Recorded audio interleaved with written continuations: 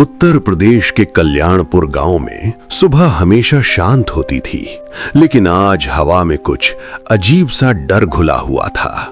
गांव के सबसे बुजुर्ग और समझदार माने जाते थे महाराज सिंह, जिनकी बात पूरे गांव में मानी जाती थी। गांव के बाहर फैले गन्ने के खेत दिन में भी अजीब सन्नाटा लिए रहते थे, जैसे कोई छुपकर देख रहा हो। राहुल सहानी, जो हर रोज इन खेतों में काम करता था, आज बार बार पीछे मुड़कर देख रहा था, जैसे कोई उसका पीछा कर रहा हो। लेकिन जब उसने ध्यान से देखा तो वहां कोई नहीं था, सिर्फ हिलते हुए पत्ते और एक अनजाना डर। राहुल ने सोचा ये उसका वहम है और वो और अंदर चला गया, लेकिन उसे नहीं पता था वो किसके करीब जा रहा है। खेतों के बीच वो पुराना बरगद का पेड़ था, जिसके बारे में गांव वाले कभी बात नहीं करते थे। जैसे ही राहुल उस पेड़ के पास पहुंचा, चारों तरफ अचानक सन्नाटा छा गया और उसी सन्नाटे में किसी की परछाई धीरे धीरे उसके पीछे उभरने लगी। राहुल का शरीर कांपने लगा, क्योंकि इस बार वो अकेला नहीं था। पेड़ के पीछे से वो चीज बाहर आई और उसकी लाल आंखें सीधे राहुल को घूर रही थीं। राहुल पीछे हटना चाहता था, लेकिन उसके कदम जैसे जमीन में धंस गए थे।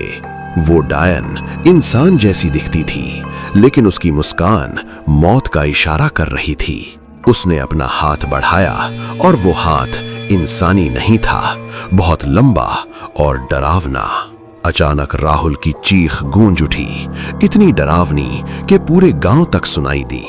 गांव में हलचल मच गई और महाराज सिंह समझ गए कुछ बहुत बुरा हो चुका है। सभी लोग दौड़ते हुए खेतों की तरफ पहुंचे, लेकिन वहां का नजारा देखकर सबके होश उड़ गए। राहुल जमीन पर पड़ा था, लेकिन उसके शरीर पर काले निशान फैल चुके थे। अचानक उसकी आंखें खुली, लेकिन वो राहुल नहीं था, उसकी आंखें सफेद हो चुकी थीं। वो धीरे धीरे उठ बैठा और उसकी आवाज बदल चुकी थी, जैसे अब उसके अंदर कोई और था। राहुल अब खड़ा था, लेकिन उसकी हरकतें इंसानों जैसी नहीं थी, जैसे कोई और उसे चला रहा हो। उसके होंठ हिल रहे थे, लेकिन आवाज किसी और की थी, जैसे कोई और उसके अंदर बोल रहा हो। महाराज सिंह आगे बढ़े, क्योंकि उन्हें समझ आ गया था ये कोई साधारण चीज नहीं है। अचानक राहुल ने अपना सिर घुमाया पूरा पीछे और उसकी नजर सीधी महाराज सिंह पर टिक गई। गांव वाले डर से कांप उठे, क्योंकि ये इंसानी शरीर अब इंसानी नहीं रहा था। राहुल धीरे धीरे उनकी तरफ बढ़ने लगा और उसके हर कदम के साथ जमीन काली होती जा रही थी। एक आदमी डर के मारे भागने लगा, लेकिन उसे नहीं पता था भागना अब नामुमकिन है।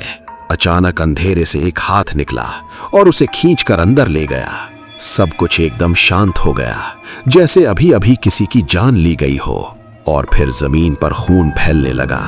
अब सब समझ चुके थे डायन का श्राप शुरू हो चुका है। रात होते ही पूरा गांव डर के साए में डूब गया और हर किसी को अपनी मौत करीब लगने लगी। महाराज सिंह ने सबको इकट्ठा किया, क्योंकि अब सच बताने का समय आ चुका था। सालों पहले ये पेड़ एक औरत की वजह से बदनाम हुआ था, जिसका नाम कोई नहीं लेता था। गांव वालों ने उसे डायन समझ लिया और बिना सच जाने उसे सजा दे दी।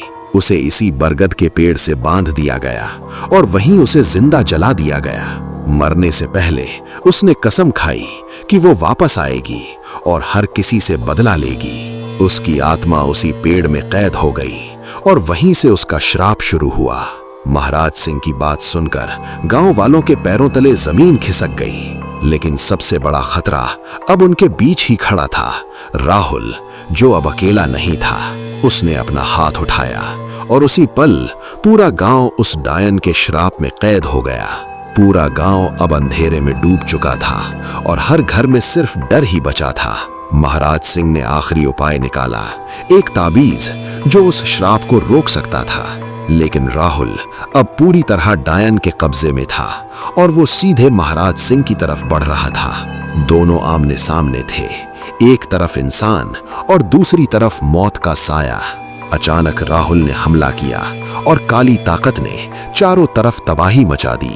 महाराज सिंह ने ताबीज उठाया और रोशनी ने अंधेरे से टकराकर जोरदार धमाका किया और उसी पल डायन अपने असली रूप में बाहर आ गई और उसकी चीख ने सब कुछ हिला दिया।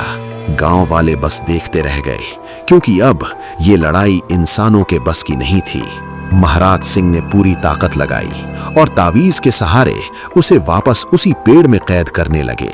सबको लगा श्राप खत्म हो गया, लेकिन राहुल की वो हल्की सी मुस्कान बता रही थी, कहानी अभी बाकी है।